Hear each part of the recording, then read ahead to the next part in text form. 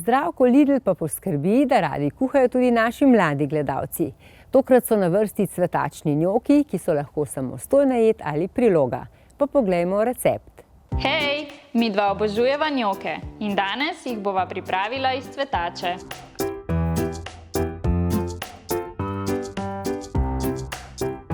Lahko jih postrežemo kot glavno jed ali kot prilogo k mesnim in zelenjavnim omakam.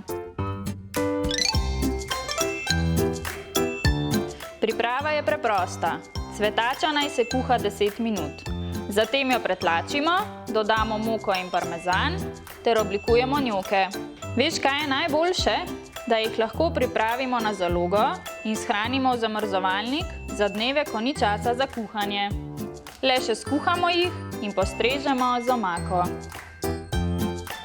Dober tek!